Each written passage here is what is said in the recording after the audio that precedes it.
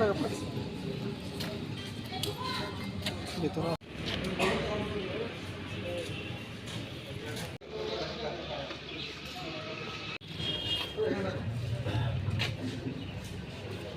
Civil dress না, civil dress দেন না, civil dress দেন না। সবচেয়ে রিস্ক বিয়ার আগ মুহূর্তে হইলে বিয়া ভেঙে লাগা।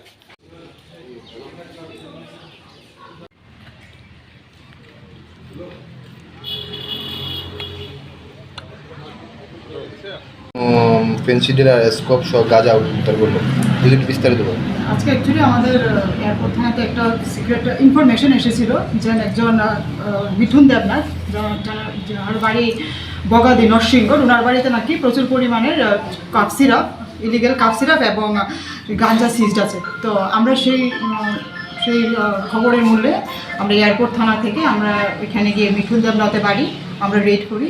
রেড করে দেখা যায় যে ইনফরমেশনটা কারেক্ট, এবং ওনার বাড়ির থেকে আমরা গাঁজা 30 কেজি, এসকাপ 2450 বোতলস এবং ফেন্সিডিল 220 বোতলস ওনার বাড়ি থেকে আমরা পাই।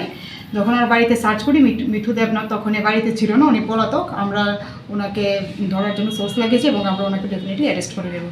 তো মালগুলো যেহেতু আমরা সিজ করেছি, আমরা সেই কারণে এয়ারপোর্ট থানাতে একটা NDPS কেসে আমরা মামলা নথিভুক্ত করেছি এবং আসামিকে আমরা খুব শীঘ্রই ধরে নিই। কী কী বাজেয়াপ্ত করেছেন?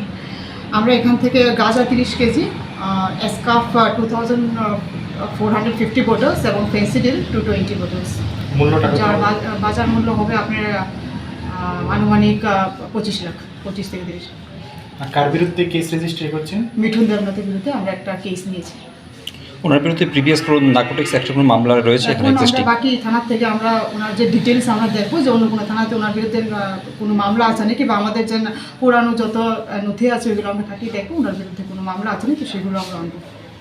উনি কি একই জন্য সঙ্গে আরও কি? না, এখনও তো আমরা এটা জানি না ডিটেলসটা, জাস্ট আমরা মালগুলো সিজ করে রয়েছি। ডেফিনেটলি যেহেতু একটা এখানে এতগুলো মাল পাওয়া গেছে, তো একা তো একজন করা এটা কোনোভাবে সম্ভব না। ওনার সঙ্গে আরও কিছু মানুষ আছে যাদেরকে আমরা ডিউরিং ইনভেস্টিগেশন আমরা ওদেরকে কেসে আনবো।